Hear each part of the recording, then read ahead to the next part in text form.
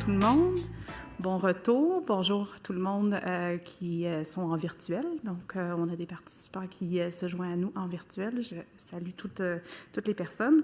On va avoir une belle présentation de Reda Fazazi. Donc, aujourd'hui, cet après-midi, jusqu'à 15 heures à peu près, on va avoir une période de questions qui va avoir lieu après. Pour les personnes en virtuel, on vous demande de mettre les questions dans la section clavardage et les questions vont être posées après les questions en présentiel. Donc, merci beaucoup. Je vais céder la parole à Reda. Merci.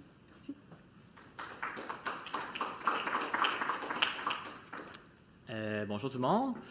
Donc, j'espère que ça va bien. Le but de ce qu'on fait aujourd'hui, entre autres, là, c'est je veux vraiment qu'il y ait un petit peu d'interaction. Là. Donc, n'hésitez pas s'il y a des trucs pas clairs pendant la présentation. Posez vos questions tout de suite. Des fois, on oublie le rendu à la fin, là, surtout que c'est assez long aujourd'hui. Fait que si vous avez des questions pendant, n'hésitez pas, ça va me faire plaisir. Je veux que ça soit interactif. Je veux que le but, c'est qu'on comprenne un petit peu qu'est-ce que je viens présenter aujourd'hui. Donc, ma présentation, ça porte vraiment sur les facteurs de risque. Le nom a changé un petit peu, là, ce qui était écrit, ben, on va en parler bien évidemment, mais je me suis dit que ça serait une occasion de peut-être parler des différents facteurs de risque. Donc, je vais passer plus de temps sur le virus EBV, là, comme je l'avais dit dans le titre de la présentation, et aussi sur l'inflammation des méninges. Mais je me suis dit que je pouvais faire peut-être un petit topo aussi de tous les facteurs de risque. Donc, c'est ce que je vais faire entre autres aujourd'hui. Fait que je vais commencer par me présenter rapidement, parler un petit peu de la pathophysiologie de la sclérose en plaques, mais bon, je pense que vous l'avez déjà vu entre autres, ça fait plusieurs fois, mais aussi entre autres ce matin. Puis ensuite parler des différents facteurs de risque et passer un peu plus de temps sur le virus de BV et l'inflammation au niveau des méninges. Puis je vais terminer avec juste une petite porte de globalement qu'est-ce qui se passe en recherche en ce moment.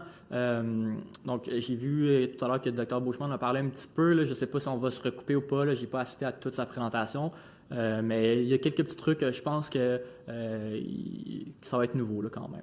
Et on termine avec une petite période de questions.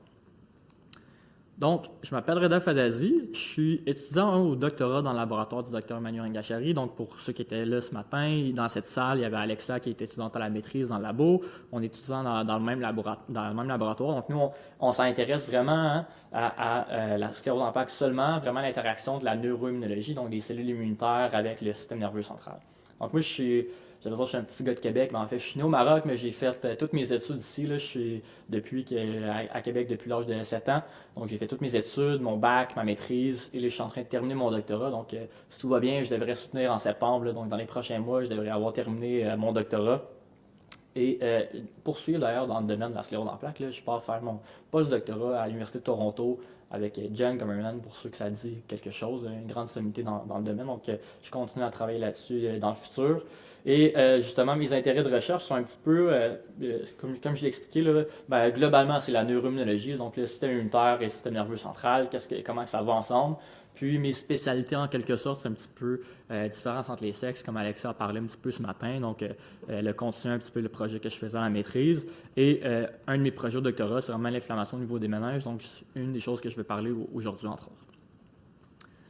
Donc, pathophysiologie de la sclérose en plaques, je vais peut-être passer vite là, parce que bon, vous l'avez vu entre autres ce matin, etc. Mais on n'a pas le choix un petit peu pour expliquer un peu qu'est-ce que je vais faire par la suite. Là.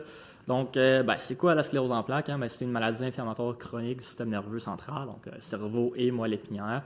Et c'est une maladie auto-immune et démyélinisante. Donc, ça, si je schématise ça là, vraiment facilement, donc nos cellules immunitaires là, que vous voyez en bleu, qui normalement s'attaquent aux virus et aux bactéries pour nous protéger des pathogènes et des infections, ils reconnaissent la myéline, donc la couche qui recouvre les neurones, comme si c'était un virus ou une bactérie, puis s'y attaque, donc la dégrade, et ça cause de la démyélinisation. C'est ce qu'on voit, là, par exemple, avec un IRM. Là. D'ailleurs, c'est pour ça qu'on appelle la maladie sclérose en plaques. Là. C'est les plaques qu'on voit à l'IRM, puis dans les cas avancés, même, on peut le voir à l'œil nu, post-mortem chez quelqu'un.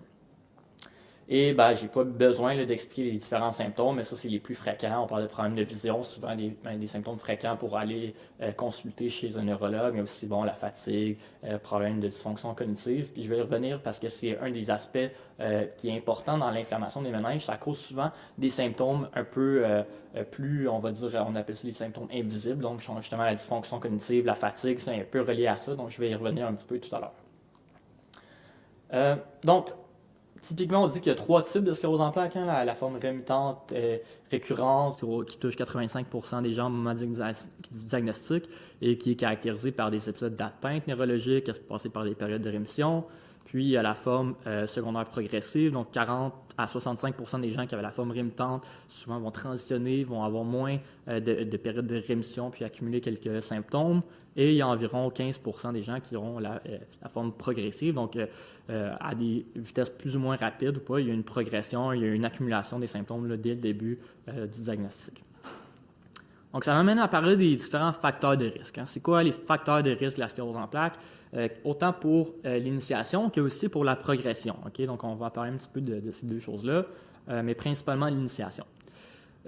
Donc, il y a des facteurs génétiques. Hein? Donc, on sait par exemple qu'il y a certains variants de gènes qui sont de risque, on va dire. Puis, il y a aussi le sexe biologique. Donc, pour ceux qui étaient présents ce matin, Alexandre a bien parlé longuement, donc 3 fois plus de femmes que d'hommes qui ont la maladie, puis il y a différentes raisons qui expliquent un petit peu ça.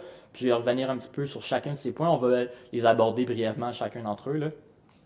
Puis il y a bien évidemment les facteurs environnementaux, comme le niveau de vie, là, le lifestyle, donc la cigarette, l'obésité, le fait de faire du sport, l'alimentation, ça rentre là-dedans, la vitamine D et le virus de BV. Puis il y a aussi d'autres facteurs qui sont entre autres l'âge, qui est un facteur contributif à la progression de la maladie, puis aussi l'inflammation des méninges, même chose aussi, qui participe à la progression de la maladie. Puis ça, je vais donc en parler un petit peu de ces deux choses-là un peu plus en détail, le virus EBV et l'inflammation des méninges. Donc, facteurs génétiques, OK? Globalement, on dit, c'est assez grossier comme approximation, mais à peu près là, 50% du risque de l'initiation de la maladie là, dépend de la génétique en quelque sorte, OK? Et on dit qu'à peu près, il y a plus de 200, on appelle ça des polymorphismes, c'est des variants de certains gènes qui sont identifiés. Donc ça, c'est des grandes études là, que ça s'appelle des GWAS, donc ça ne veut pas dire grand-chose quand on voit ça comme ça, mais ça, en gros, là, c'est tous les gènes qui sont exprimés là, d'un humain, puis on peut voir que la grande majorité des gens vont avoir la même expression du même gène. Donc tous les points, là, si je mets mon petit pointeur ici, est-ce qu'on le voit bien ici? Non, on ne le voit pas. Je vais le montrer ici. Là. Donc ça, c'est en bas, là, donc la majorité des gens qui vont exprimer un variant de la même façon dans la population humaine. Et il y a des personnes qui vont exprimer des variants un petit peu différents. C'est les points qu'on voit un peu plus loin. Et donc, ces points-là, souvent, sont reliés à, justement, des phénotypes. Dans le cas de la sclérose en plaques, justement, ces points-là, on a identifié 200, donc qui favorisent les chances de développer la sclérose en plaques.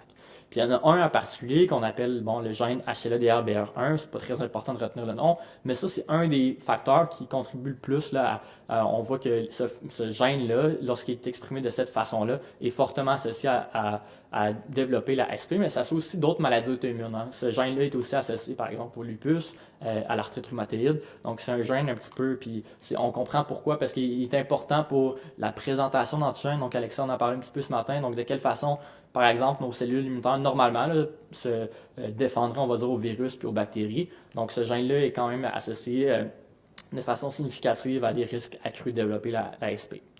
Puis, de quelle façon, un petit peu, on détermine ces choses-là? C'est intéressant quand même. Là, il y a des études qui sont faites avec des jumeaux, entre autres. Là. Donc, ce qu'on peut remarquer, en fait, c'est que justement, quand une personne a un jumeau identique, donc monozygote qu'on appelle, parce qu'on sait qu'il y a 2 types de jumeaux, les jumeaux identiques, donc qui viennent vraiment de la fécondation de un spermatozoïde et une ovule, et qui se séparent pour donner 2 personnes, ou des dizygotes qu'on appelle, donc des jumeaux non identiques. Là. Souvent, c'est justement un petit gars et une petite fille, ou des fois du même sexe, mais quand même qui sont différents, ils n'ont pas le même ADN. Donc, il y a 2 types de jumeaux, et on sait que si on a un jumeau qui est monozygote, qui a la SP, il y a 25 à 30% de chances que son jumeau et aussi la sclérose en plaques. Donc, c'est quand même on voit que c'est quand même important les facteurs génétiques. Puis, ça tombe à 3 à 7% si le jumeau n'est pas identique, donc il serait dizygote. Puis, on parle de 1% pour la famille immédiate. Donc, quelqu'un qui a la SP, souvent on parle de 1% de son entourage immédiat, parents, enfants, frères, sœurs, qui a un risque de développer la SP. Donc, on voit qu'il y a un aspect génétique qui est important. Par contre, c'est pas suffisant. Moi, j'avais mis une petite photo de jumeaux. D'ailleurs, pour le petit gag, c'est quand même drôle. C'est 2 paires de jumeaux identiques qui ont eu des enfants. Là. Donc, voilà.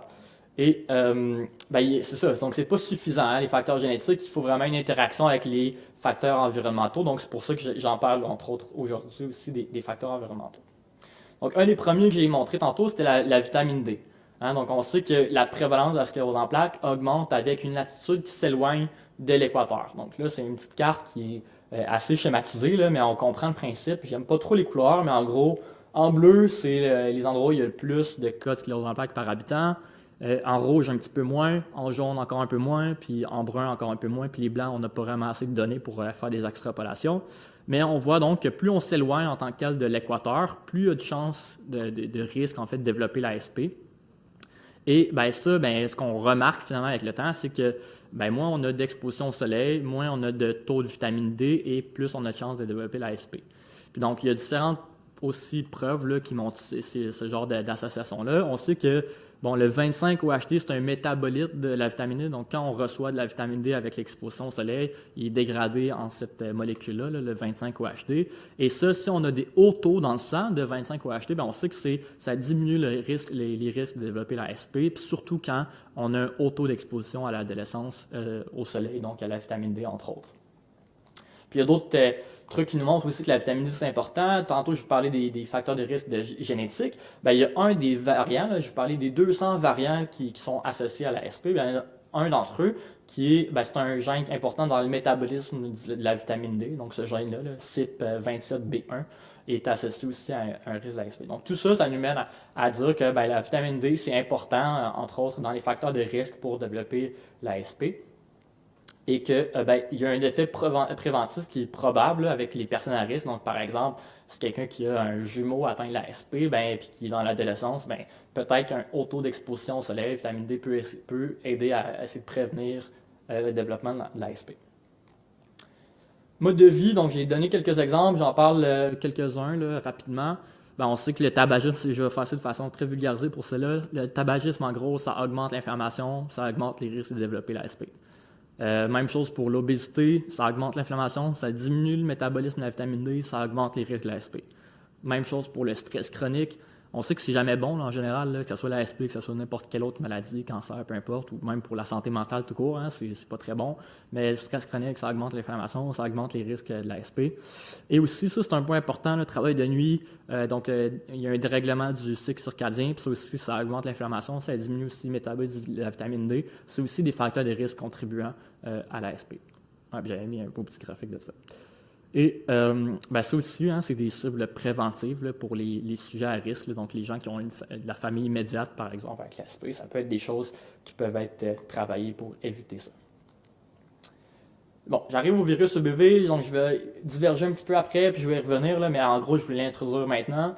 Le virus EBV, on sait que son application est soupçonnée en fait depuis 1980. Là. Ça fait longtemps qu'on voit des associations entre le virus de BV et la SP. Je vais expliquer un petit peu pourquoi. Puis ce qui est important, c'est vraiment en 2022, là, donc il y a 3 ans, il y a une publication importante qui a été faite dans le milieu, là, qui a été publiée dans une grosse revue, qui était sur en fait des soldats de l'armée américaine. Donc ce qui est intéressant avec cette étude-là, c'est que justement, il y avait des soldats américains qui ont été suivis sur 20 ans.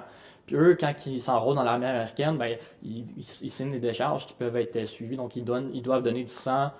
Ils ont du suivi médical à chaque année. Donc, il y a vraiment un suivi médical qui est fort, qui est fait avec les gens dans l'armée américaine. Puis, en fait, il y a un suivi justement qui a été fait sur 20 ans d'une cohorte là, de l'armée américaine qui a suivi de mémoire 2 ou 3 millions de soldats américains. Et justement, il y avait accès aux échantillons de sang et statut médical.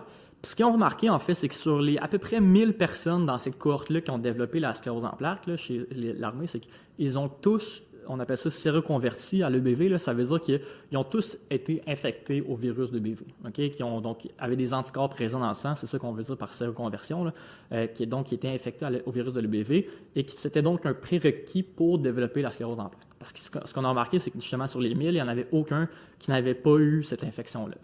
Par contre, là, je sais que ça va arriver peut-être dans vos questions, peu importe, là, le virus de l'EBV, il faut quand même dire que c'est un virus qui est extrêmement prévalent dans la population. Là. C'est quasiment 90 à 95% de la population qui sont atteints par le virus. Puis c'est un virus qui, souvent, ne donne aucun symptôme. Donc, on peut être infecté puis n'avoir aucune idée. Par contre, ça donne aussi... Oh, question là-bas, oui. Oui, Epstein-Barr virus, exact. Non, pendant la pandémie, c'était le coronavirus. Oui.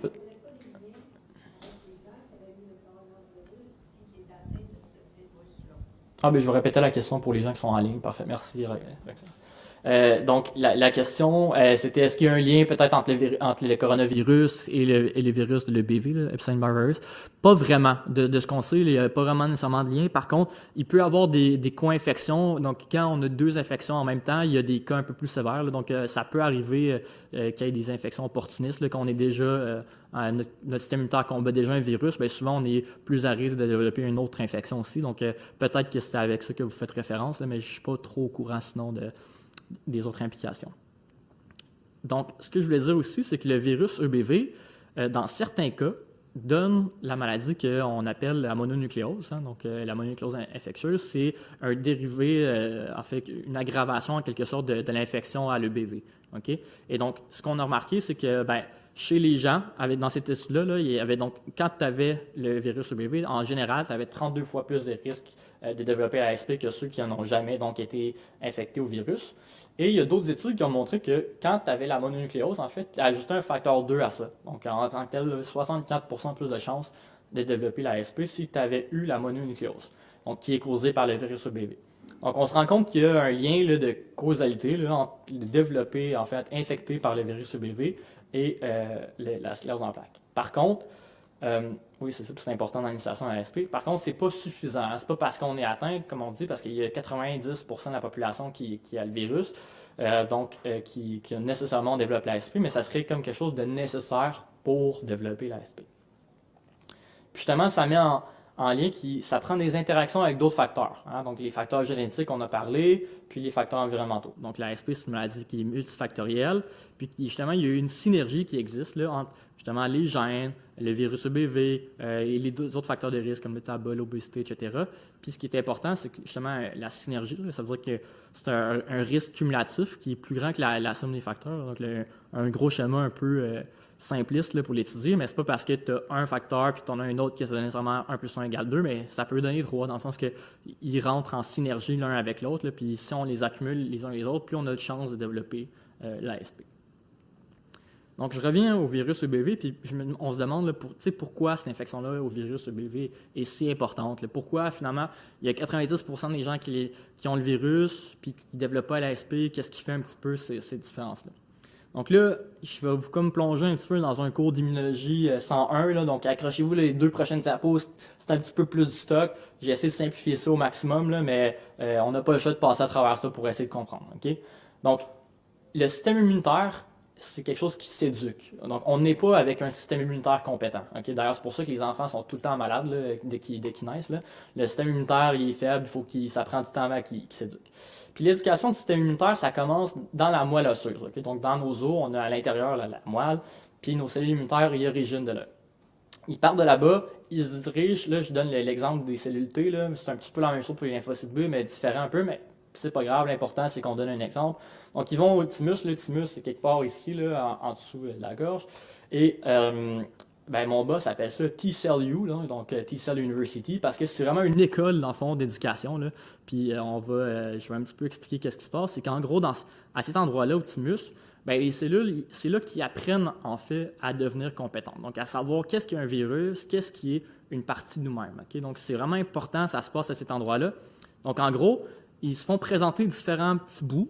Okay? Donc, des fois, ça peut être des bouts de nous-mêmes. On leur dit, tu vois, ça, c'est un bout de nous-mêmes, donc ça, on ne veut pas réagir contre ça. Okay? Donc, ces cellules-là qui réagissent, par exemple, à nous-mêmes, normalement, sont éliminées. Puis, il y a les autres cellules qu'eux, on leur présente, par exemple, des petits bouts de virus ou de bactéries, puis on leur dit, tu vois, ça, il faut reconnaître ça. Okay? Donc, je fais une grosse simplification, mais c'est un peu ça qui se passe dans le thymus. Et après ça, une fois qu'ils ont traversé ça, donc ils ont gradué de l'école, on va dire, ils peuvent se rendre donc dans les organes périphériques, donc la rate, les ganglions lymphatiques, puis c'est là qu'ils vont vraiment faire leur job en théorie, là, donc de répondre aux virus, aux bactéries. Okay? Puis ça, T-Cell University, je vous dis, c'est vraiment sévère comme école, là, c'est pas facile. Au total, c'est juste 2 à 4% de toutes les cellules qui passent à travers ça qui terminent. Okay? Donc, il y a beaucoup, vous comprendrez, donc, de cellules là, qui, entre autres, ils reconnaissent des bouts de nous-mêmes, qui sont autoréactives, qui sont éliminées. Donc, c'est ça la job, entre autres, du thymus, c'est de faire un gros tri sélectif à cet endroit-là. Donc, il y a juste 2 à 4% de toutes les cellules qui passent qui réussissent cette formation-là. Mais quand même... Ah oui, question?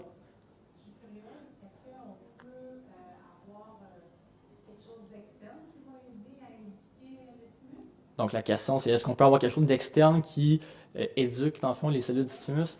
Pas vraiment. Pas vraiment. Malheureusement, ça serait le fun là, de pouvoir donner un coup de main. Pas à ce que je sache. En tout cas, peut-être qu'il y a quelque chose qui m'échappe, là, mais de mémoire comme ça, je dirais que non, pas vraiment, malheureusement.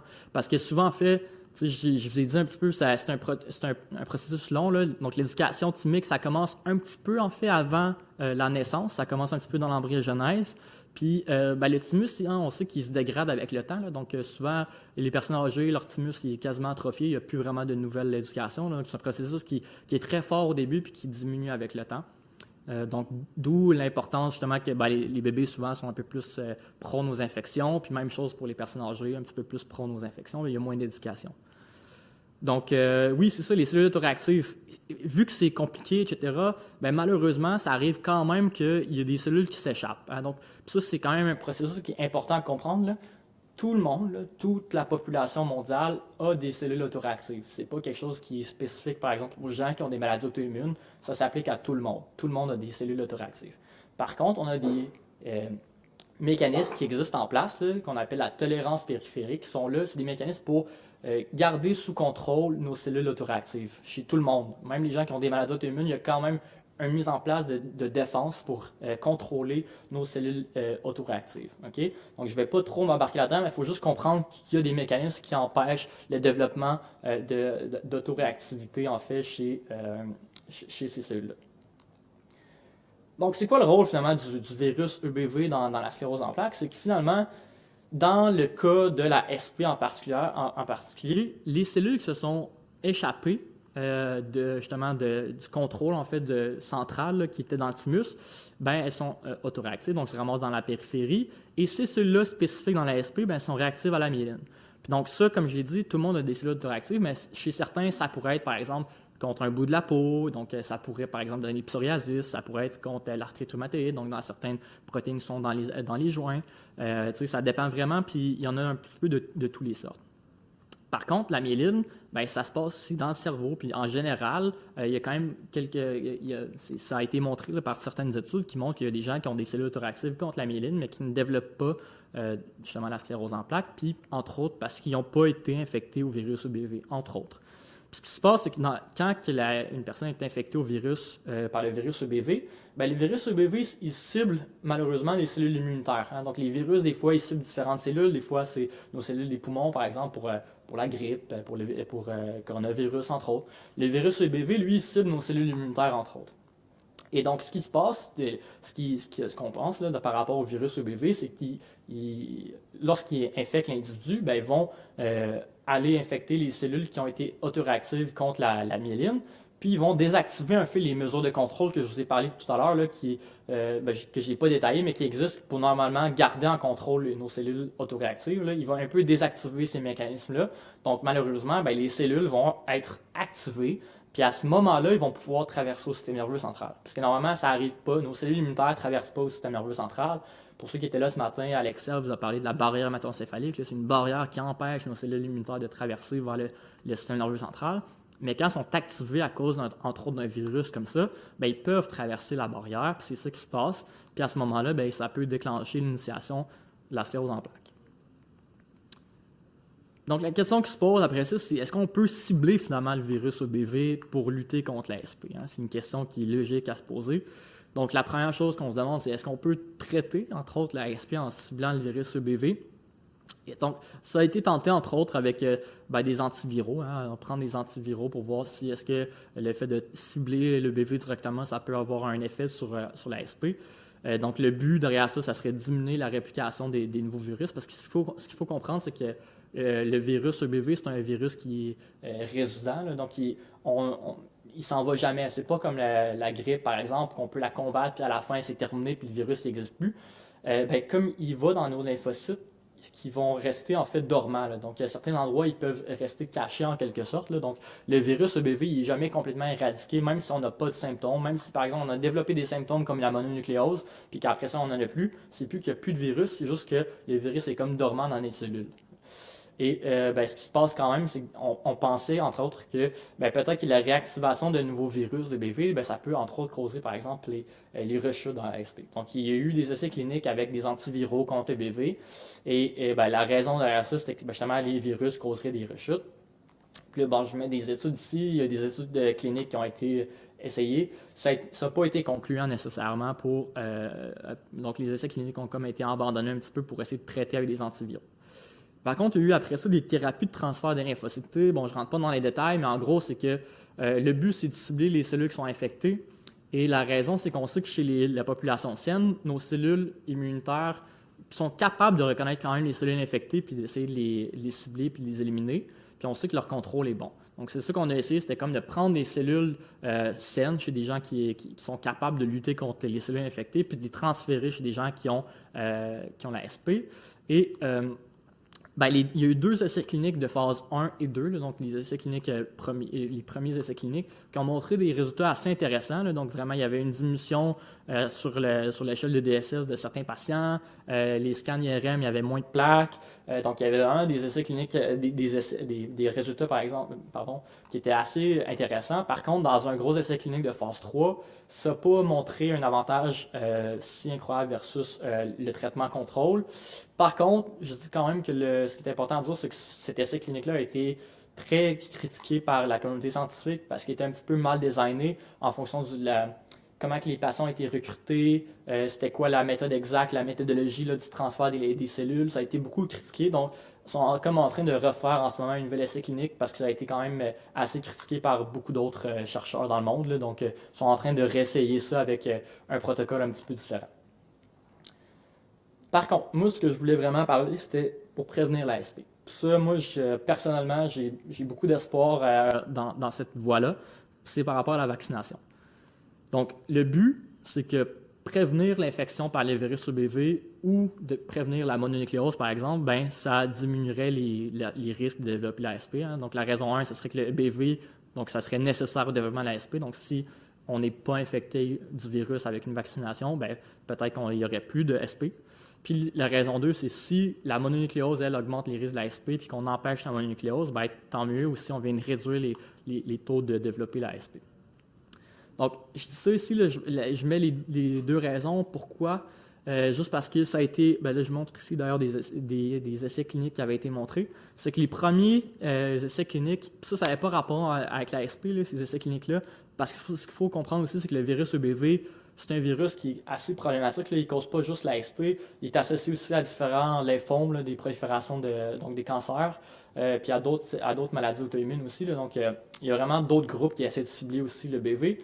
Puis malheureusement, c'est un virus qui est très difficile à cibler. Donc, jusqu'à, mettons, cette étude de phase 2 qui a été faite, ils n'ont pas réussi à éliminer, en fait, à empêcher l'infection au virus EBV avec le vaccin. Par contre, ils avaient diminué là, de 87% les cas de mononucléose.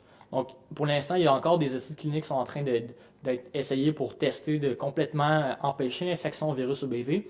Mais dans tous les cas, ce qui s'enligne en ce moment, puis je montre ici d'ailleurs avec ça, c'est que finalement, avec ce vaccin-là, qui ont mis de l'avant, ça a été étudié dans différentes phases. En ce moment, donc une partie du NIH, donc c'est comme Santé Canada aux États-Unis, ont mis de l'avant un gros essai clinique de phase 3 qui est subventionné par le NIH aux États-Unis pour voir en fait ce vaccin-là là, par rapport au virus EBV, est-ce que chez des gens qui ont déjà été infectés aussi au virus EBV, mais pour empêcher par exemple la mononucléose, et chez des gens qui n'étaient pas infectés pour voir si ça peut empêcher la mononucléose, et sur un suivi à très long terme aussi l'ASP. Donc ça, c'est un essai clinique qui est, vous voyez, là, ça a été updaté 04-27, donc 27 avril récemment. Là, donc, c'est quelque chose qui est mis de l'avant par la recherche américaine. Puis, moi, j'ai beaucoup d'espoir là-dedans. Donc, peut-être pas de complètement empêcher l'infection au virus, parce que ça semble difficile, mais si au moins on est capable d'empêcher la mononucléose, qui augmente de beaucoup les risques de développer l'ASP, ça serait quelque chose de vraiment positif. Donc, ça fait le tour pour EBV. Si des questions là-dessus avant qu'on passe à la prochaine section. Oui, merci Reda. Pour l'EBV, justement, est-ce qu'il y a un pourcentage plus important des facteurs de risque, en fait? Parce que là, on parle, au niveau génétique, on parlait de 50%, Ouais. EBV, est-ce qu'il y a un pourcentage qu'on dit, bon, si EBV a, Ben, est-ce qu'il y a quelque chose de même? En quelque sorte, ça serait comme 100% parce que si, en fait, tous les gens qui ont développé la SP sont séropositifs à EBV, donc ça serait comme une nécessité. C'est ça la chose. Donc, c'est pas, je le répète, là, c'est quand même quelque chose d'important, là. C'est pas parce qu'on est infecté au virus EBV qu'on développe la SP, mais c'est un prérequis. C'est quelque chose comme on a besoin de développer l'infection à EBV avec tous les autres facteurs de risque pour développer la SP. Yes. Ouais, oui. Par rapport à ça directement, il n'y avait pas aussi le fait de avoir le virus augmenté de 32 fois, fait que c'est plus 100%. Ouais. Je comprends la question. Je vais la répéter pour les gens en ligne. Donc, la question, c'était est-ce que finalement c'est 100% ou est-ce que c'est parce que tout à l'heure, j'ai dit il y a 32 fois plus de chances de développer la SP versus les gens qui n'ont pas d'infection. Les termes épidémiologiques sont assez compliqués à comprendre, là. C'est qu'en gros, lorsqu'on parle d'un facteur d'exposition, c'est que quand on dit 32 fois, par exemple, là, c'est que il y a aussi le facteur, c'est ça qui est important à expliquer dans l'étude là, que j'avais montré tout à l'heure dans l'armée américaine. Il y a des gens qu'au début n'ont pas été montrés séroconvertis à EBV, donc c'est comme s'ils n'avaient pas eu l'infection au virus EBV, puis ils avaient été diagnostiqués avec la SP. Finalement, ce qu'ils se sont rendus compte, c'est que dans l'intervalle de 6 mois qu'ils n'avaient pas eu de suivi médical, ils avaient développé le virus EBV. Mais donc finalement, quand l'étude a été publiée, par exemple, en fait, si je me rappelle bien des chiffres, là, je crois que c'était 998 personnes. Il y avait une personne qui échappait qui n'avait pas eu encore en fait la preuve qu'il avait eu le virus EBV. Donc ça a augmenté à ce moment-là de 32% les chances. Par contre, après ça, quand ils ont fait le suivi, dans les mois qui ont suivi, ils se sont rendus compte que pendant cette période-là, il y avait eu une infection au virus EBV. Oui. Ce qui est cocasse, moi, Ouais. ni d'Ève ni d'Adam, tout d'un coup, j'ai la SP. Ouais. Mon frère, un an de moins que moi, a la Mononucléose. à côté. Ouais. Pas de simple. Ouais. Ouais. C'est ça qui est. C'est vraiment. Il y a des facteurs étranges. C'est pour ça que je dis que c'est une maladie qui est multifactorielle. Donc, c'est pour ça que je vous parle aujourd'hui des différents facteurs de risque. On ne peut pas, malheureusement, dire c'est juste ça, c'est juste génétique, c'est juste ça. Tu sais, c'est nécessaire, mais c'est pas suffisant, encore une fois. Donc, il y a d'autres choses qui rentrent en considération. Mais le message, entre autres, que moi je voulais passer aujourd'hui, c'est que je trouve ça important. Là, on a une façon, je veux dire, les vaccins, ça fait presque des centaines d'années maintenant, si on repasse en Pasteur, par exemple, là, que ça existe, qu'on connaît comment ça fonctionne. Donc, on a une façon de prévenir en quelque sorte au moins des cas. Là. Je pense pas qu'on serait capable de diminuer ça à zéro, là, mais si on est au moins capable de prévenir beaucoup de cas grâce à une vaccination, moi, j'y crois fortement. Puis je pense que c'est un facteur de risque qui peut être adressé relativement facilement. Ouais. Mais tu parles de vaccination avec le Newfie aux États-Unis. Ouais. Ou les Newfie aux Ouais. États-Unis, qui sont contre la Ouais. vaccination. C'est problématique. Ça va être dégueulasse. Oui. OK. Oui. C'est vraiment triste, là. En ce moment, je fais un petit disclaimer, là, en tant que scientifique. Je suis désolé de ce qui se passe en ce moment aux États-Unis puis de l'impact que ça a sur la recherche mondiale, là. Puis malheureusement, ça n'impacte pas juste eux, ça impacte ici puis ailleurs, malheureusement. Mais écoutez, nous, en tant que scientifiques, en tout cas, on va faire de notre mieux pour continuer de pousser vers l'avant. Puis on espère qu'il ne peut pas rester là éternellement. On croise les doigts, en tout cas. Puis qu'on puisse passer à autre chose. Une question par rapport au virus. En fait, Reda, on Ouais. parle beaucoup de l'Epstein-Barr, mais je me Ouais. demande, ça c'est dans les dernières années, est-ce qu'il y a Ouais. d'autres virus qui ont été peut-être Ouais. identifiés dans le... Oui, il y a le CMHV ou CVMH, je ne me rappelle plus en anglais ou en français. Bref, le CMV, le cytomégalovirus H, je ne sais plus c'est quoi. Bref, ce virus-là est aussi prédisposant à la SP, on va dire. Par contre, celui aussi est très prévalent dans la société. Puis, par contre, ce qu'on a remarqué, c'est qu'il y avait quand même des gens qui étaient diagnostiqués avec la SP qui n'avaient pas été infectés à ce virus-là. Donc, il est un petit peu écarté. Quoi qu'il y a encore des équipes là, qui travaillent dessus. C'est un petit peu moins, on va dire, un sujet d'actualité, là, mais il y a encore des équipes qui travaillent là-dessus. Mais je pense qu'il est un petit peu moins peut-être pertinent, par exemple, que le BV. Oui. Dernièrement, je lisais un article qui parlait justement d'une étude qui a été faite sur des jumeaux Ouais. Et dont un avait la sclérose, l'autre ne l'avait pas. Ouais. Ils ont remarqué qu'il y avait 2 bactéries au niveau Ah, du microbiote intestinal. Ah oui, oui, oui. Je voulais pas m'embarquer là-dedans. Ouais, Ouais. Ben, non, mais je vais en parler. Oui, oui, c'est juste parce que c'est compliqué un petit peu.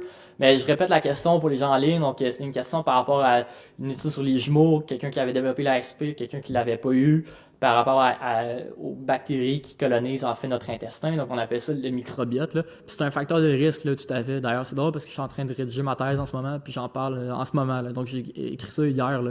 Donc, c'est frais dans ma mémoire. Mais oui, donc par contre, c'est très préliminaire. Hein. Je mets un gros disclaimer là-dessus. C'est pas encore, il n'y a pas encore assez d'années de recherche derrière. Il n'y a pas encore assez d'équipes de recherche dans le monde pour dire vraiment ça, c'est quelque chose de très convaincant. Là. Mais oui, là, en ce moment, il y a une émergence de ce domaine-là. Tout ce qui est microbiote intestinal là, dans différentes maladies, là, puis dans la santé globalement aussi. Là, puis même par rapport des fois à des trucs comme les gens qui excellent le plus en athlétisme, etc., des fois, ça serait relié à ça. Bref, tout ça pour dire que c'est un domaine émergent, ça fait pas très longtemps, mais il semble avoir des liens en effet. Là, donc, tout à fait, puis il y a des équipes qui travaillent là-dessus. Tout à fait. Cool. On passe à la deuxième partie sur l'inflammation des méninges. Puis ça, c'est vraiment un petit peu plus mon expertise. Donc, moi, je travaille là-dessus, entre autres, au labo. Donc, je vais vous en parler un petit peu. Puis, on se pose la question tout de suite, pourquoi on s'intéresse au rôle de l'inflammation des méninges dans la SP. Juste comme ça, est-ce qu'il y en a que ça leur disait quelque chose, l'inflammation des méninges, quand vous avez vu le titre? Non? Non, hein, c'est ça. OK. Donc, parfait. Donc, c'est le but de cette présentation-là. Donc, pourquoi s'intéresser à ça?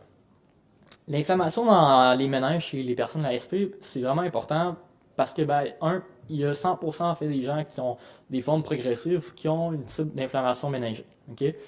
Et je vais vous expliquer un petit peu tout à l'heure c'est quoi, de comment que ça se décline, etc. Là. Puis ce qu'on remarque en fait dans les dernières années, c'est quand même c'est aussi quand même récent comme domaine d'intérêt. Là, je dirais depuis pour la recherche, c'est récent. Là, les premières publications, c'est 2007, donc presque 20 ans maintenant. C'est lié en fait comme je disais tantôt, là, les symptômes en guillemets invisibles. Là, donc, c'est pas nécessairement relié aux incapacités motrices ou les troubles moteurs, peu importe. Là, c'est vraiment surtout les troubles cognitifs, entre autres, la fatigue, les difficultés à supporter la chaleur, tous ces symptômes-là, en fait, il y a une corrélation quand même importante. Donc, je parle encore de corrélation, là, je parle pas de causalité, l'effet exact n'est pas encore déterminé, mais il y a une bonne corrélation entre l'inflammation au niveau des méninges et les symptômes dits invisibles en quelque sorte. Et on pense aussi que ça peut être un marqueur de progression, donc chez les gens qui ont les formes rémitantes, qui potentiellement pourraient traverser vers les formes progressives secondaires, par exemple. On pense que ça pourrait être un marqueur de ça. Donc, c'est quoi ça, les méninges? Hein? Je ne sais pas s'il y en a qui se rappellent, là, on se dit remue-toi les méninges comme pour réfléchir. Je vous le dis tout de suite, ça n'a rien à voir parce qu'il n'y a pas de neurones dans les méninges, c'est assez comique. Je ne sais pas d'où vient l'expression se remuer les méninges. Là. Je ne sais pas s'il y en a qui le savent. Là. Bref, il n'y a pas de neurones dans les méninges. Les méninges, c'est ça, la petite chose qu'on voit. La petite chose, c'est cet espace-là qu'on voit en quelque sorte. Donc, c'est 3 couches. Là. On voit ici, c'est l'anglais, là, mais dura mater, c'est la dure-mère. L'arachnoïde en rose, là, donc on voit avec des petits fils roses comme ça, et la pimère, la toute petite couche jaune qu'on voit. Donc c'est ces 3 couches-là, une après l'autre, qu'on appelle les méninges. Donc il y a 3 couches des méninges. Puis ce qu'on a remarqué avec le temps, c'est que les méninges, c'est pas juste... au début, on pensait que c'était comme... surtout à cause de la couche rose, là, vous voyez les petits fils comme ça, puis c'est là qu'il y a le liquide céphalorachidien, entre autres. Là. Donc c'est baigné dans du liquide, là. Puis on pensait au début que c'était juste pour protéger mécaniquement notre cerveau. Là. Donc c'était une couche protectrice pour les chocs, etc. Donc il y avait le crâne en haut, là, donc qu'on voit là, en blanc-beige. Donc, et pour protéger le cerveau, il y avait cette couche-là qui était entre autres avec du liquide. Puis ça servait entre autres de protection physique. Là. Ce qui est d'ailleurs vrai, là, c'est encore le cas. Mais ce qu'on a remarqué aussi, c'est que il y a des cellules immunitaires là-bas, chez tout le monde. Des cellules immunitaires qui patrouillent et qui nous protègent de certaines infections fongiques, là, donc certains champignons. Il y a aussi certains helminthes, là, des genres de vers, entre autres, des fois des parasites là, qui peuvent infecter les méninges. Donc, d'ailleurs, c'est une maladie qui existe, la méningite, là, c'est une infection au niveau des méninges. Donc, on a des cellules immunitaires qui se promènent là, qui normalement nous protègent des virus, bactéries, etc. Ce qu'on a remarqué, par contre, c'est que dans le cas de la SP, dans les formes progressives, chez certaines personnes, on voit ça. Ça, c'est quoi? Ça, c'est un petit schéma encore des méninges, là, un petit peu. Puis les cellules rouges qu'on voit, là, l'agglomération, donc on zoome après ça vers les autres cellules, c'est des agglomérats de cellules immunitaires. Donc, pas besoin d'expliquer nécessairement c'est quoi, c'est différents types de cellules qui sont là puis qui, en fait, qui créent de l'inflammation. Donc, si je veux faire un petit, pour récapitulatif, un petit schéma là, pour essayer de comprendre c'est quoi là, d'une autre façon, si je donne l'analogie d'une maison, ok? Notre maison, c'est comme si c'était notre cerveau en quelque sorte, ok? Ce qui se passe, c'est que on a des vaisseaux sanguins, donc on va dire la canalisation d'eau chez nous à la maison. Et nos méninges, c'est un peu l'entre-toi. Okay? C'est un endroit genre où on va pas vraiment, mais qui existe chez nous, puis qui est un petit peu souvent mis de côté, on n'y pense pas nécessairement beaucoup. Ce qui se passe dans les formes rémitantes, par exemple, c'est que l'inflammation immunitaire périphérique est incontrôlée, justement, elle traverse la barrière hématocéphalique, etc. Donc, si je donne l'analogie avec la maison, c'est comme s'il y avait un peu un dégât d'eau. Donc, à partir de la canalisation, les cellules s'échappent puis rentrent dans notre maison. Donc, un dégât d'eau, c'est ça que ça ferait. Là. Donc, dans notre cerveau, en quelque sorte, c'est ça qui se passe dans la SP, c'est que les formes rémitantes, tout du moins, les cellules immunitaires traversent la barrière, donc on peut faire un petit dégât d'eau dans le cerveau. Mais ce qui se passe avec un dégât d'eau quand même, c'est on est capable, entre autres, de remédier à ça. Là. Je reviens après. Oh, j'avais mis beaucoup de schémas de ça. Puis dans la forme progressive, dans les formes progressives, secondaires progressives et primaires aussi, ce qu'on sait, c'est que finalement, si le cerveau c'est notre maison, dans l'entre-toi, donc dans les méninges, d'ailleurs il y a aussi une barrière, là, mais il y aurait justement cette agglomération de cellules-là. Par contre, si on a un dégât d'eau en tant que tel là, dans notre entre-toi, peut-être pour vous, vous regardez souvent, là, je sais pas, mais je vais te donner mon exemple, moi je ne sais pas vraiment. C'est un endroit qui est dur d'accès, qu'on ne remarque pas nécessairement, donc si c'est comme un dégât d'eau là-bas, on ne sait pas trop vraiment. Fait que c'est un petit peu ça qui se passe, puis souvent c'est un petit peu, justement ça a été un petit peu négligé en quelque sorte, mais on s'attarde entre autres là-dessus dans notre labo. Ça, justement, c'est l'inflammation méningée, puis je vais donner d'autres exemples par la suite. Donc, où on a vu que c'était vraiment important, cette étude-là par ces deux chercheurs-là, Magliozzi et Reynolds, c'est vraiment une étude fort séminaire dans ce domaine-là, qui a montré l'importance de l'inflammation des méninges. Donc, je vous donne un petit peu un petit topo là, de ce qui se passe. Donc, ils ont décliné ça en trois, on va dire, en 4 ou en 3 dépendamment, là, donc de type d'inflammation au niveau des méninges. Donc, l'inflammation de grade 0, 1 en bleu, grade 2 en rose, puis rouge de grade 3. Et ce qu'on a remarqué, c'est que justement, a posteriori, ce qu'ils ont remarqué, c'est que les gens qui avaient une inflammation méningée sévère, donc de plus grande, avaient un âge au moment de la progression plus jeune, donc c'était lié en fait à une progression plus rapide de la maladie. Même chose ici avec le nombre de lésions. Donc, je skip un petit peu, c'est pas très important, mais en gros, c'est lié à la rapidité de progression, au nombre de lésions au niveau du cerveau, puis c'est même aussi à la diminution de la durée de vie en quelque sorte. Donc, c'est vraiment un facteur finalement important en plus des différents symptômes invisibles que j'avais expliqués tout à l'heure.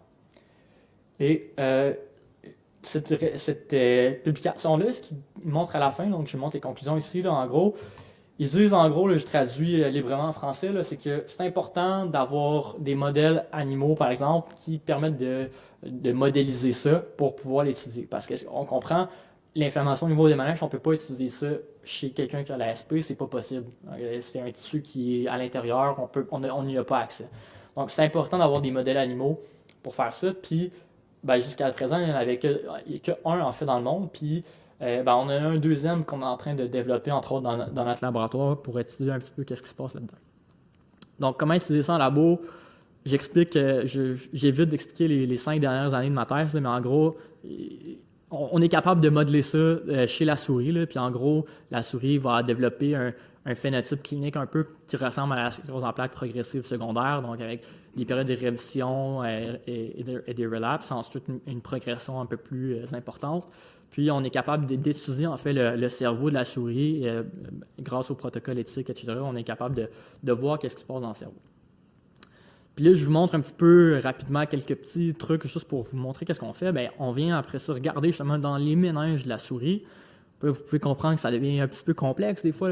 Est-ce que vous avez vu ce matin le stand à Maxime et Juliette, le petit cerveau de souris? Vous voyez, c'est tout petit. Mais imaginez-vous les méninges. Les méninges, c'est quelques micromètres. Donc, on parle d'un facteur 1000 fois plus petit que 1 cm. Donc, c'est très petit. Puis, on a besoin, bref, de microscopie, etc. pour analyser qu'est-ce qui se passe et d'être très minutieux.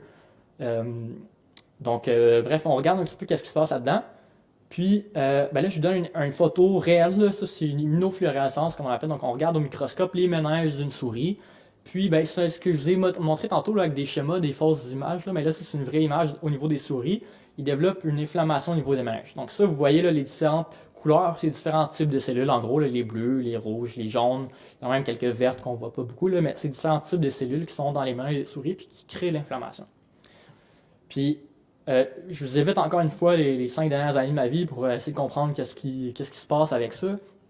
Mais si je résume avec le schéma de tantôt de la maison, ce qu'on comprend, c'est que dans les méninges, et même s'il y a une petite barrière en tant que telle qui est supposée protéger le cerveau, les cellules, ils restent là, ils ne traversent pas. C'est pas comme justement les formes rémitantes où les cellules traversent directement dans le cerveau. La barrière ici, au niveau des méninges, est trop forte pour que les cellules puissent traverser.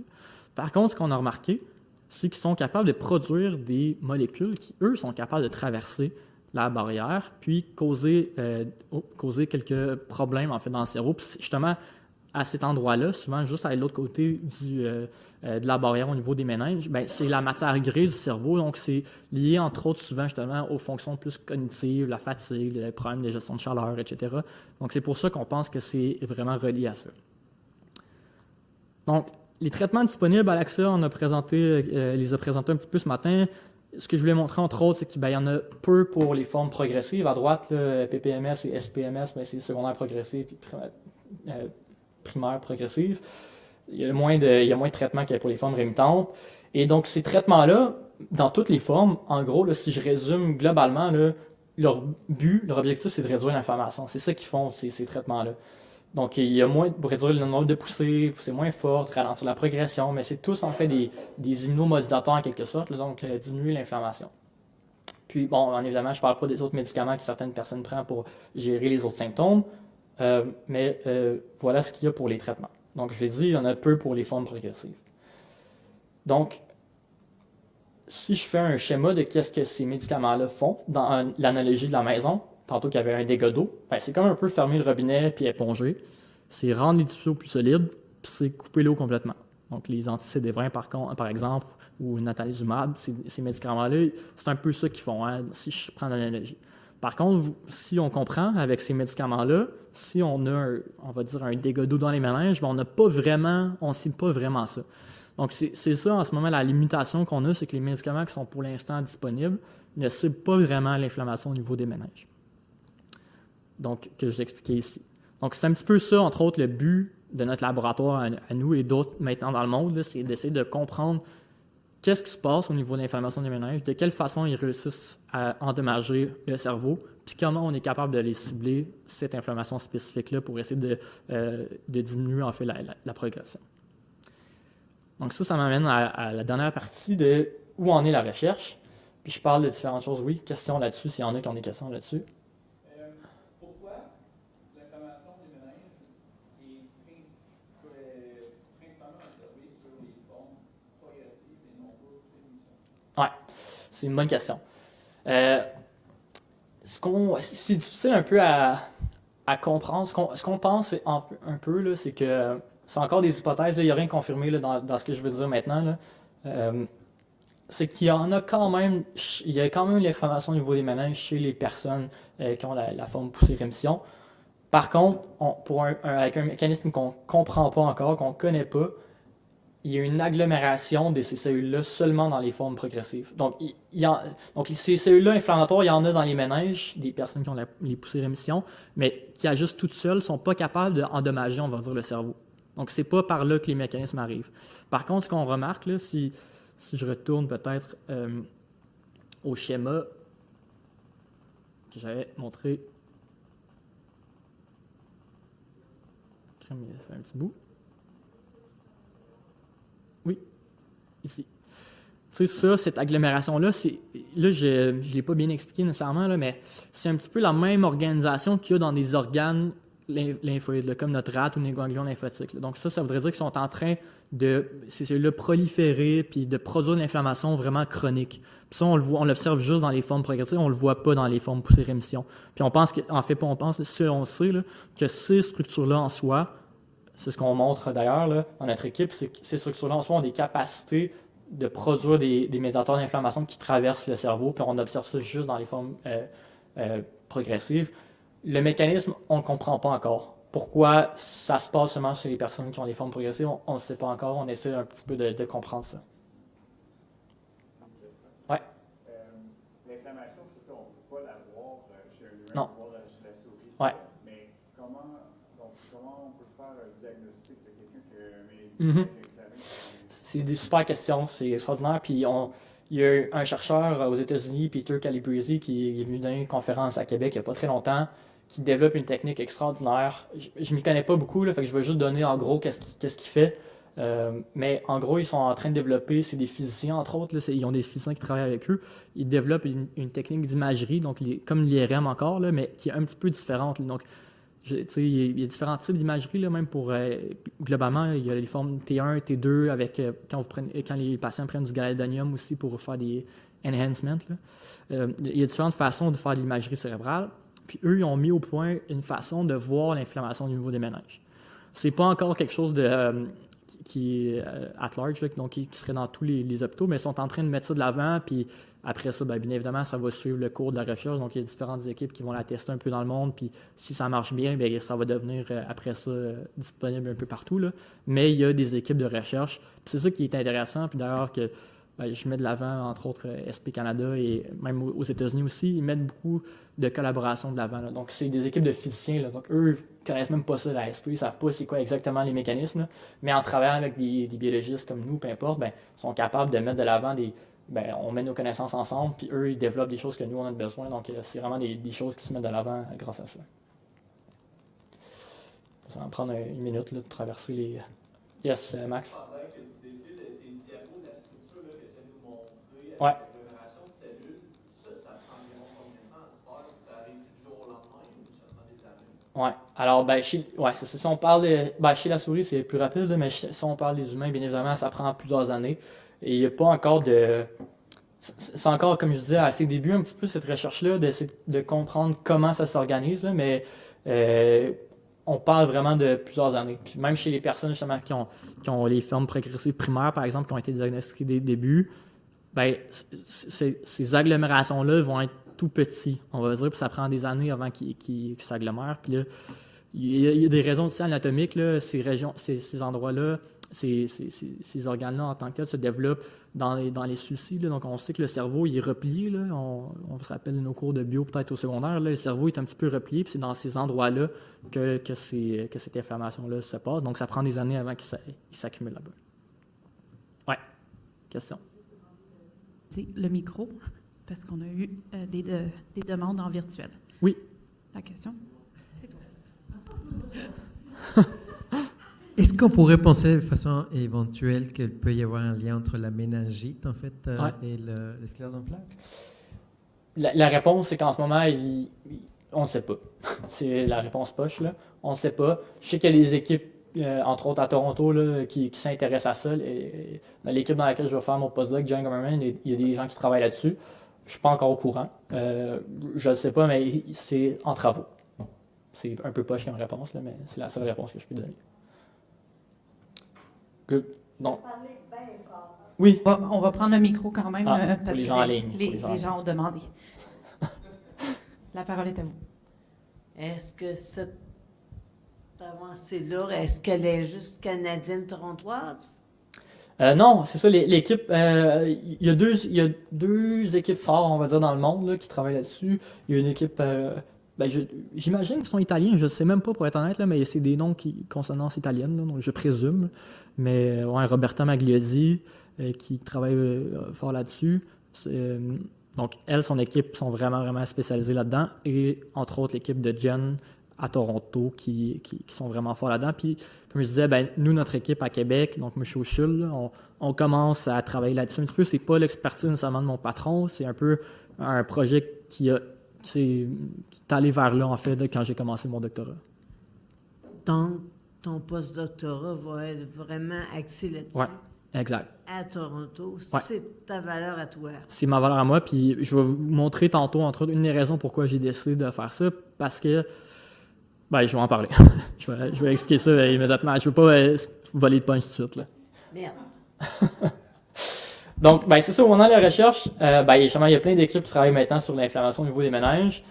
il y a aussi tout un pan d'équipe dans le monde qui travaille sur des biomarqueurs, puis ça, c'est vraiment important pour faire un diagnostic plus rapide, aussi un meilleur pronostic, donc savoir peut-être quelle personne va progresser ou pas, à quelle vitesse, est-ce qu'on peut adapter la médication en conséquence, donc tout un peu le pan de la médecine personnalisée.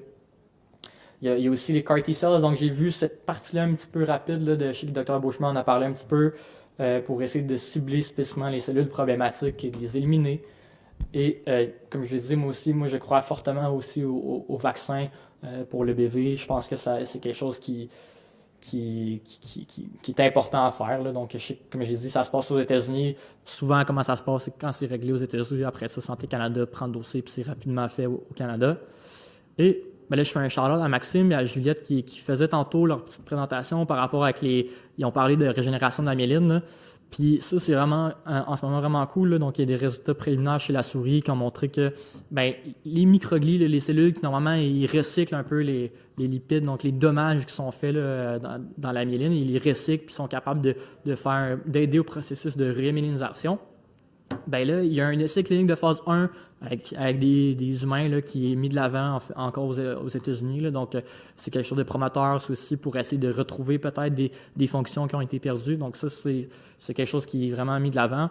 J'espère que vous n'avez pas trop de questions là-dessus parce que c'est pas du tout mon domaine d'expertise. Là. Les cellules neuronales en tant que telles, je m'y connais un petit peu moins, mais c'est vraiment une voie prometteuse très intéressante. Et là, je reviens à votre question, madame, puis par rapport à l'inflammation des méninges, puis qu'est-ce que entre autres, vais faire pendant mon postdoc, etc. Ça, je ne sais pas si le Dr. Beauchemin en a parlé. Les BTKI, inhibiteurs de la BTK, non, il n'en a pas parlé. Extraordinaire, tant mieux. Donc, je termine avec ça, puis c'est des très bonnes nouvelles. Donc ça, vous pouvez peut-être les prendre en photo, peu importe, là, regardez ça. C'est des petits pamphlets qui ont été mis de l'avant d'études cliniques de phase 3 aux États-Unis. Donc, je le répète, l'étude de phase clinique de phase 3, c'est les dernières avant une autorisation en marché de médicaments. Puis c'est la première fois depuis très longtemps qu'il y a des médicaments pour la SP qui ont réussi une étude de phase clinique 3. Donc là, les noms à côté, là, c'est ça que vous allez pouvoir googler. Là, c'est marqué, mettons, Gemini BTKI. Là.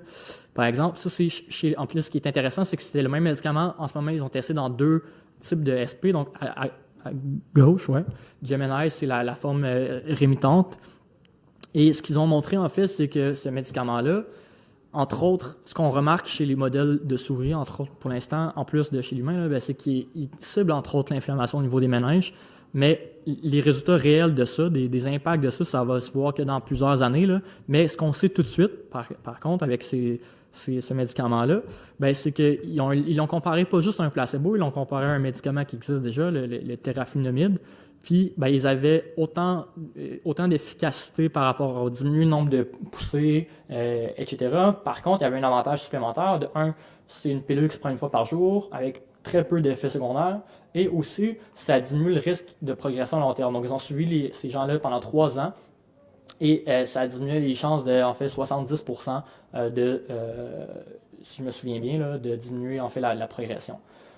À droite, c'est l'essai clinique Hercule, qui est extraordinaire à mon point de vue. Pourquoi? Parce que c'est le premier, en fait, qui montre des effets chez les gens qui ont les formes non actives de la forme progressive secondaire.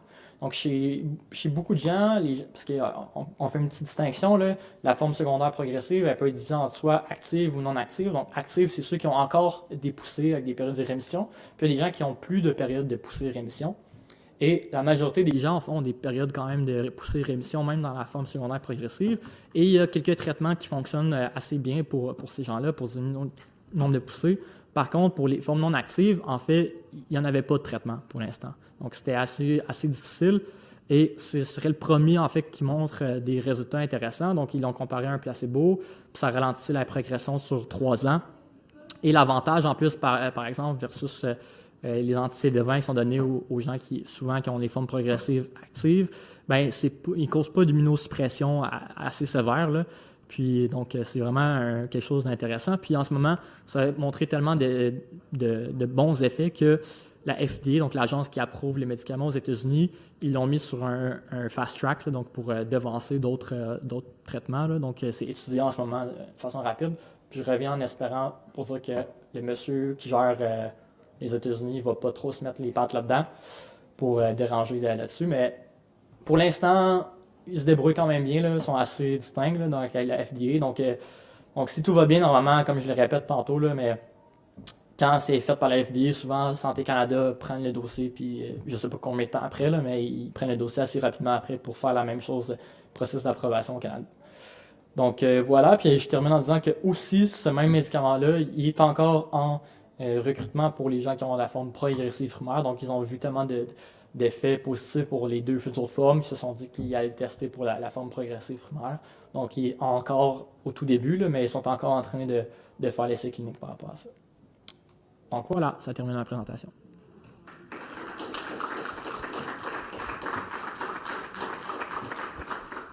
Donc, si vous avez des questions, c'est encore le temps, n'hésitez pas. Sinon, si vous voulez aussi me parler individuellement, il n'y a pas de problème. Oui? On va juste prendre un petit micro, à défaut de me répéter. Je fais un pouce sur ce que tu viens de dire, là. Ouais. Pour la forme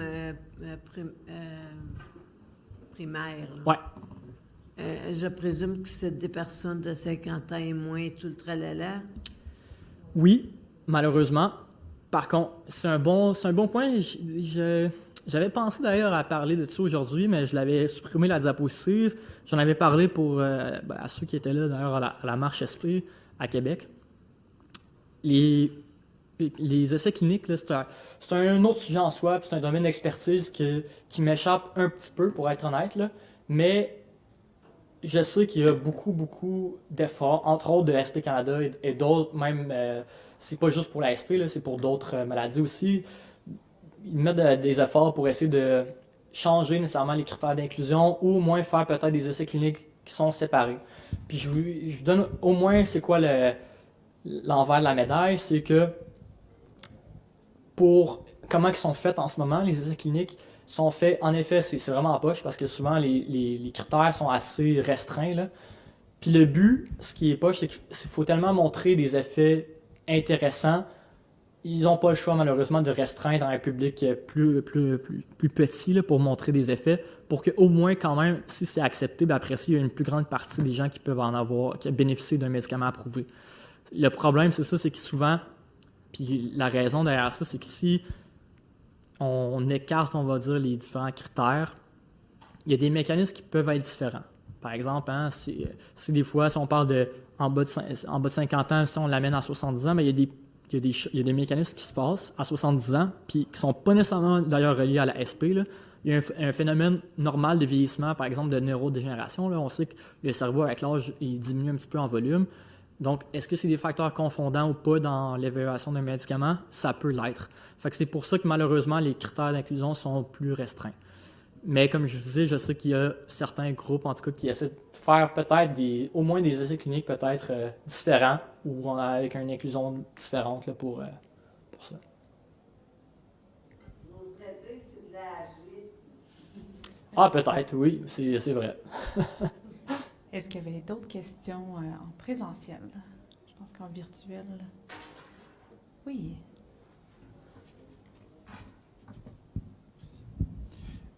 Petit retour, mon Dieu, désolé. Petit retour sur ta deuxième diapositive. Je pense. Je l'ai gardé en tête tout le long de ta présentation. Pourquoi le risque de développer l'aspect est différent entre des jumeaux différents et tout simplement des frères et sœurs? Parce que tu sais, frères et sœurs, tu disais c'était 1% ou moins 1%, tandis que des jumeaux différents, c'était 3-7. Ouais. C'est quoi la différence? C'est quoi la différence? C'est une bonne question. Alors, c'est pas vraiment des bonnes questions. C'est intéressant pour deux raisons qu'il y a des différences. Il y a une raison au niveau épigénétique, puis une raison au niveau génétique. Fait que la façon d'avoir des jumeaux dizygotes, il y a différentes façons d'avoir des jumeaux dizygotes, là. Ça peut être un ovule, un ovule, deux spermatozoïdes qui se scindent, ou ça peut être un ovule, un spermatozoïde différent. Fait que dans ce cas-là, c'est comme vraiment des frères et sœurs complets.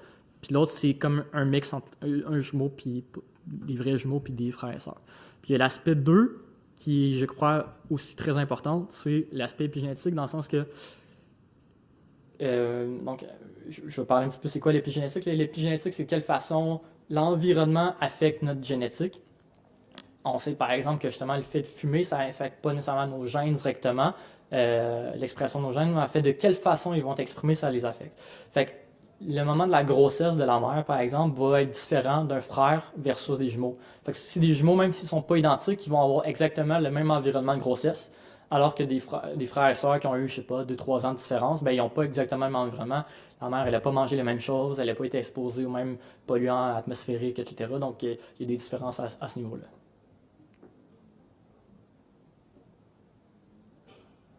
Question? Oui. Ben, mon Dieu. En fait, tu nous as pas dit le punch que tu disais. Ah.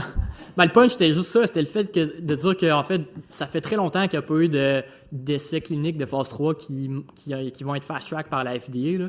Donc, moi, je suis très optimiste, en fait, pour l'avenir. Puis, ces médicaments-là vont être... ouais. En gardant en tête qu'on espère que monsieur, l'autre bord, il ne s'implique pas trop, là. Mais oui, très optimiste à part ça. D'autres questions? Oui.